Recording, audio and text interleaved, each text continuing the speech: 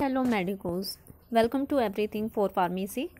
और आज हम इस लेक्चर में देखेंगे टारगेटेड ड्रग डिलीवरी क्या होता है। Okay, so basically targeted drug delivery एक हमारा नोवल ड्रग डिलीवरी सिस्टम का पार्ट है, जिसमें कि हम स्टडी करते हैं कि किस तरीके से हम अपने टारगेट पे अपने ड्रग को डिलीवर कर सकते हैं। बेसिकली इस लेक्चर में हम इसी बारे में कंसर्न करेंगे कि टारगेटेड डिलीवरी किस तरीके से करी जा सकती है, क्या ये पॉसिबल है, इसके पीछे क्या मैकेनिज्म है, उसके बारे में हमें डिटेल में देखना है। ओके, सो फर्स्ट देखते हैं concept of the targeted delivery system. अगर हम बात करें concept of targeted drug delivery system के पीछे कॉन्सेप्ट क्या है, तो टारगेटेड ड्रग डिलीवरी यानी कि हम कह सकते हैं स्मार्ट ड्रग डिलीवरी होती है is a strategy that selectively and preferentially delivers the therapeutic agent to the target site.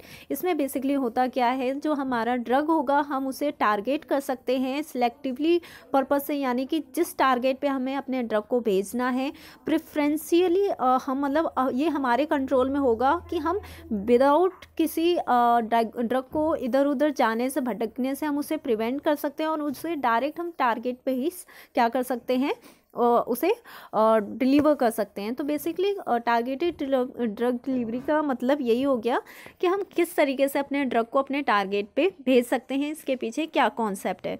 To strategic approaches are widely use for the drug targeting to the desired organ और the tissue.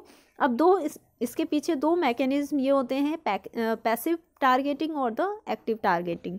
Passive targeting और active targeting के through ही हम क्या कर सकते हैं, अपने ड्रग को टारगेट साइट पे डिलीवर कर सकते हैं। ओके, आइडियल कैरेक्टरिस्टिक्स क्या हो सकती हैं टारगेटेड ड्रग डिलीवरी सिस्टम की।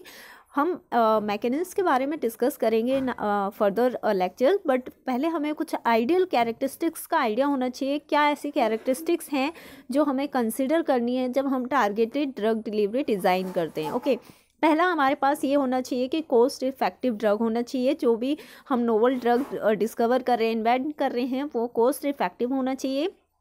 कोई भी इन्वेंशन अगर वो कॉस्ट इफेक्टिव नहीं है तो वो हमारे लिए बेनिफिशियल नहीं हो सकता।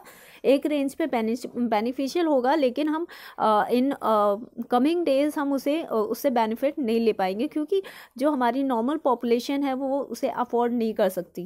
Targeted drug delivery system should be biochemically inert, non toxic, non immunogenic, यानी कि वो ऐसा भी नहीं होना चाहिए कि हमारी बॉडी में जाके वो टॉक्सिसिटी कॉज करे, ऐसा नहीं होना चाहिए। नॉन टॉक्सिक होना चाहिए, इनर्ट इन नेचर होना चाहिए, कोई भी उससे हमारी बॉडी को हार्म नहीं होना चाहिए। ओके, जस्ट हम यहाँ पे एक तरह से क्या कर रहे हैं, हम कैरियर की तरह वर्क यूज़ करेंगे टारगेटेड ड्रग डिलीवरी सिस्टम का। ओके, नॉन इम्यूनोजेनिक यानी कि जब वो हमारी बॉडी में जा रहा है तो फिर ऐसा नहीं होना चाहिए कि हमारी जो इम्यून सिस्टम है उससे फाइट करने लगे, उसके अगेंस्ट वर्क करने लगे, तो हमारी मेडिसिन ऐसे डिस्ट्रॉय हो जाएगी, डिग्रेड हो जाएगी, प्लस हमारे बॉडी में कुछ टॉक्सिक इफेक्ट भी आ सकते हैं और जो इफ़ेक्ट आने होते हैं वो भी नहीं आएंगे। ओके, तो इस तरीके से हम इन चीज़ों को कंसीडर करके ही कोई भी न्यू नोवल ड्रग डिज़ाइन करते हैं।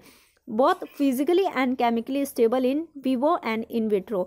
जब हम उसकी स्टडी करें, प्री क्लिनिकल स्टडी करते हैं, तो उस केस में हमें ये देखना है कि उसकी स्टेबिलिटी कितनी है इन विवो कंडीशन में, इन विट्रो कंडीशन में। Okay, controllable and predictable rate of drug release. अगर हम टारगेटेड ड्रग डिलीवरी डिज़ाइन करते हैं तो यानी कि हमारे कंट्रोल में इतना रह सकता है कि हम उसे कंट्रोल कर सकते हैं, प्रेडिक्ट कर सकते हैं कि किस रेट से हमारी ड्रग हमारे डोजेस फॉर्म से रिलीज़ होगी, कितने टाइम में होगी, कब तक होगी, वो सारी चीज़ें हमारे कंट्रोल में होगी। ओके, लेकिन इस चीज़ पे वर्क करना और इसे प्रैक्टिकली कम इन फोर्स में लाना यानी कि बहुत ही टफ वर्क है, लेकिन ये चीज़ें पॉसिबल भी हैं।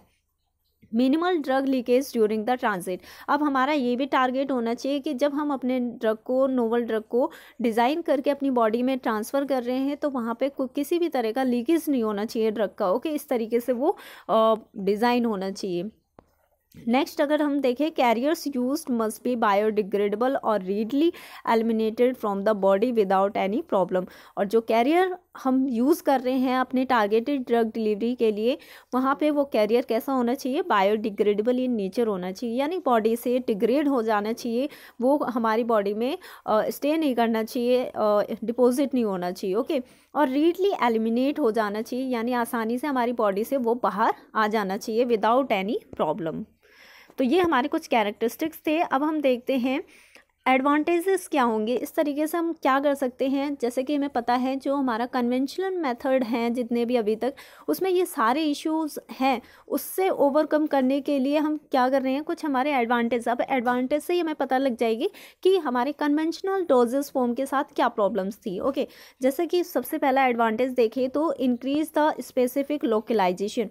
कन्वेंशनल डोजेस फॉर्म में चांसेस होता है कि उसका फर्स्ट पास मेटाबॉलिज्म हो जाए या फिर कहीं भी वो डिग्रेड हो सकती है, टारगेट साइट पे जितने अमाउंट में हमारी ड्रग जानी चाहिए वो नहीं जा पाती है। ओके, तो उस चीज़ से प्रिवेंट करने के लिए, लोकलाइज करने के लिए हमने एक novel drug targeted drug delivery design करने के लिए सोचा। रिड्यूस डोज, अब यहाँ पे डोजिंग भी क्या हो सकती है, कम हो सकती है। क्यों?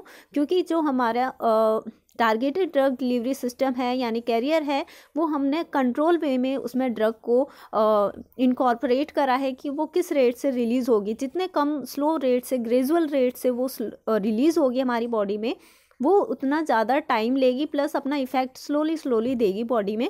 तो इस तरीके से हमारी जो डोजिंग फ्रिक्वेंसी है वो भी कम हो सकती है। ओके, इम्प्रूव पेशेंट कंप्लायंस, और इस तरीके से बार बार डोज ना लेनी पड़े तो पेशेंट भी जो होगा वो इजी कंफर्ट फील करेगा मेडिसिन को लेने में, क्योंकि वो भी नहीं चाहता कि वो बार बार दिन में 4 बार 5 बार मेडिसिन लेना पड़े। तो उस चीज़ को हम कम करके पेशेंट के कंप्लायंस को भी इन्हांस कर सकते हैं। Okay, decrease the toxic side effects, अब टॉक्सिक साइड इफ़ेक्ट को भी हम कम कर सकते हैं, क्योंकि अगर डोजिंग कम होगी तो हमारी बॉडी में जो ड्रग का अमाउंट है वो भी कम रहेगा। तो इस वजह से हम डोज की टॉक्सिसिटी को और उससे रिलेटेड साइड इफ़ेक्ट को हम कम कर सकते हैं।